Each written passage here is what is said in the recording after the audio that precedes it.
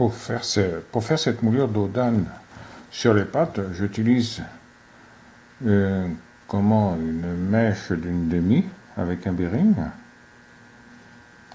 et ça me permet d'avoir cette moulure ici. Ça a beaucoup d'allure, ça allège beaucoup le montant. Vous voyez, ça arrive partout. Et le reste, je vais partir avec une moulure un peu plus petite pour que ma chaise soit...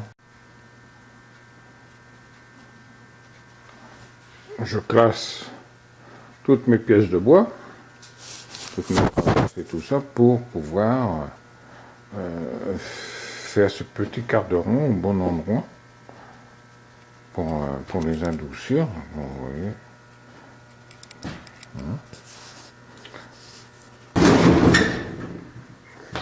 Je les classe par côté et dans leur position de façon à éviter de faire des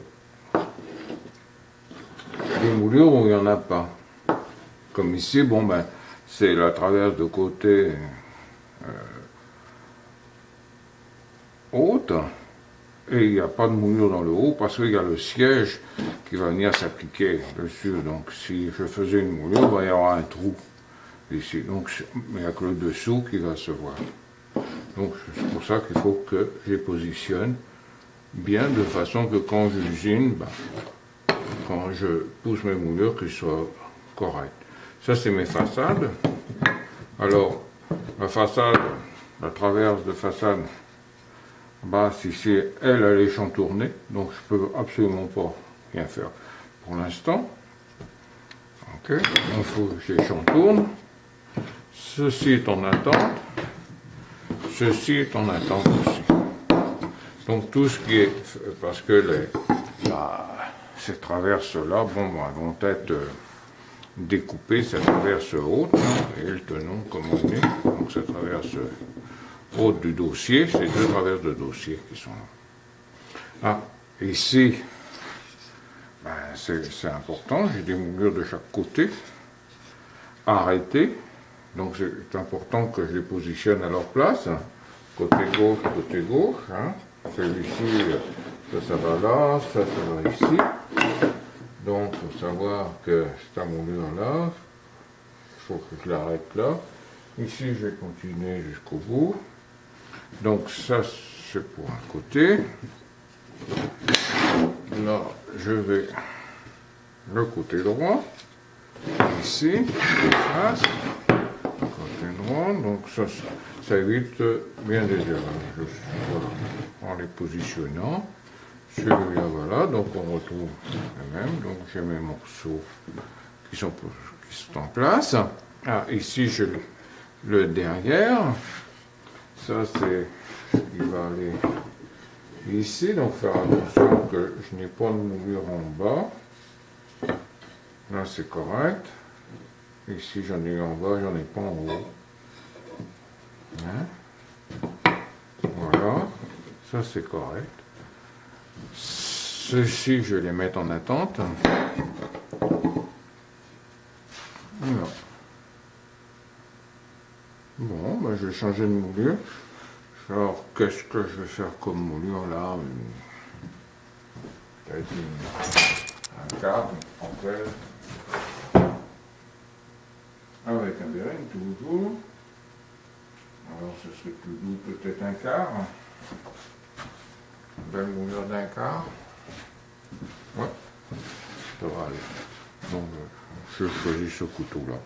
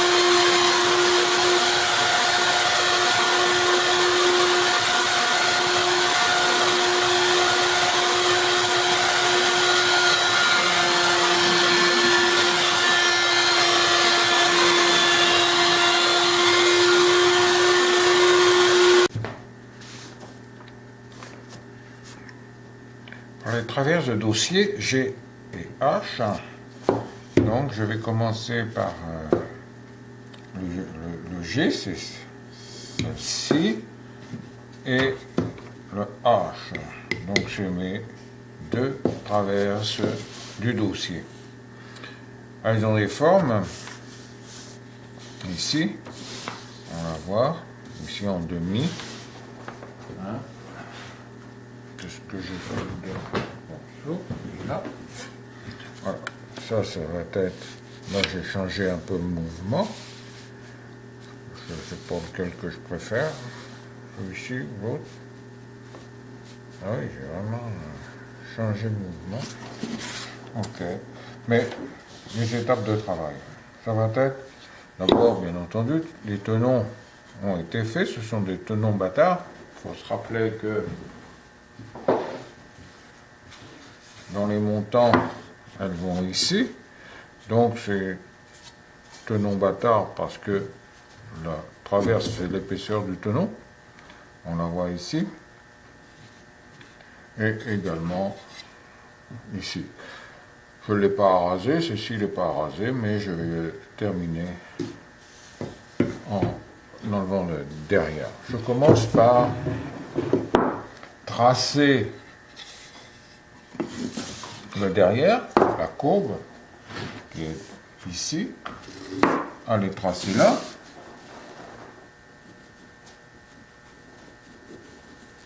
Donc, dans la forme, je commence par traverser, découper cette forme. Là, j'ai prêté mon gabarit, il n'est pas revenu. Or, ce qui fait que, bon, je me trouve un peu démuni, mais je n'ai pas envie non plus de refaire des gabarits. Je vais donc découper ceci au ruban, première fois.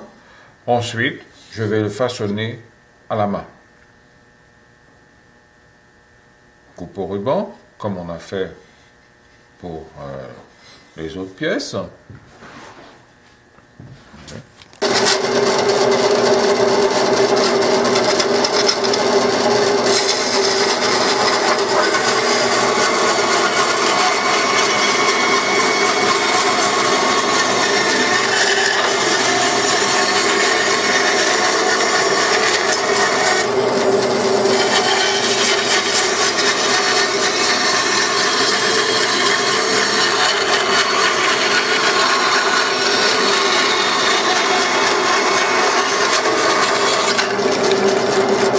Au ruban, on va nettoyer la surface avec mes trois outils de prédilection.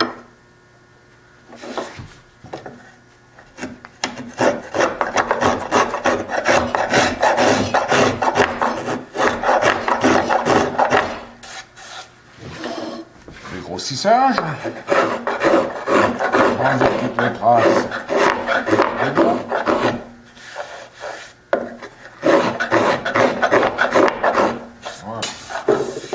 Maintenant, on râpe la surface.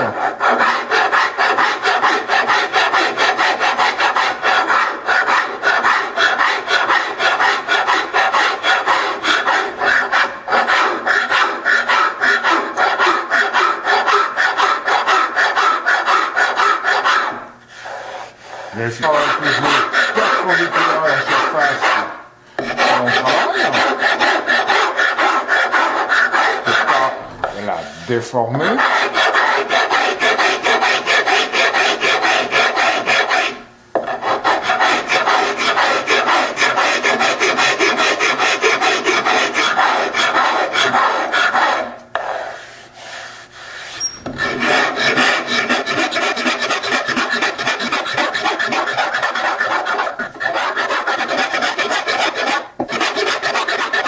Allergique.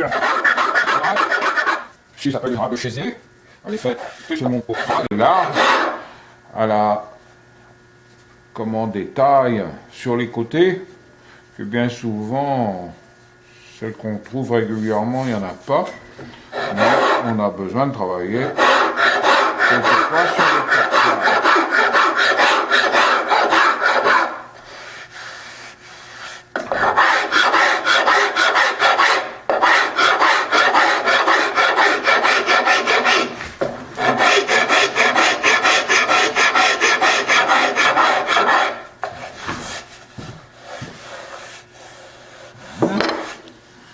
Maintenant la recette, nettoyer la surface et finaliser la forme.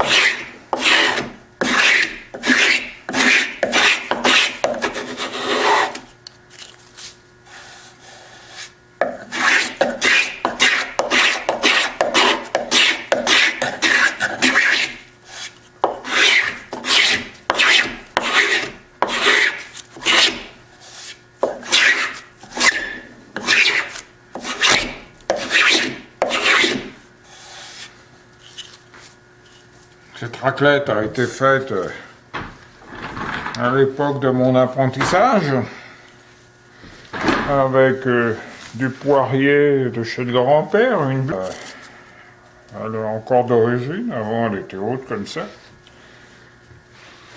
Petit bout de laiton formé pour la main. On vérifie quand même notre travail.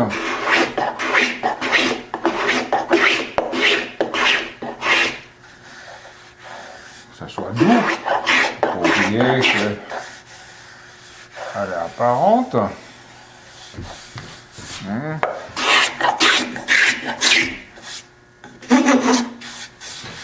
Et remarquez que je touche toujours le fil.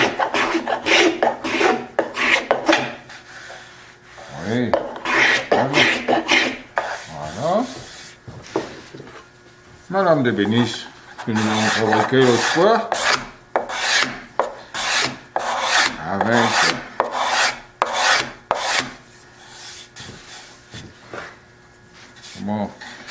une vieille lame d'aiguille. Voilà, regardez la surface, elle est belle. Je ne la sable pas parce que j'aurai encore besoin de travailler sur la surface. Voilà. Et en travaillant sur la surface, ben, le papier sablé, lui, il laisse des petits grains, puis désaffûte les outils. Alors, on a assez mal à les affûter pour travailler avec cet inconvénient. Ma forme, ici, je vais la reproduire sur la travers du haut pour pouvoir la découper et faire le même travail.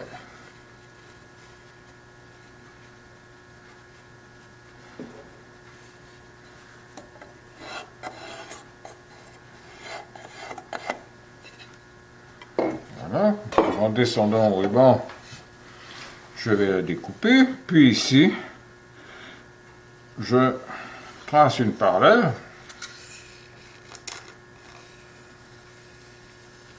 comme ceci pour pouvoir recouper tout ceci. Je vais enlever cette partie-là.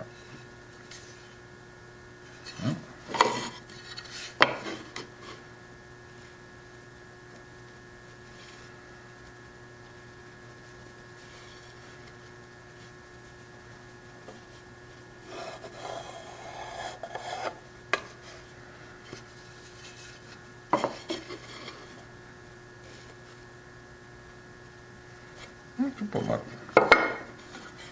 Voilà. Donc là, je retourne au ruban pour couper ça.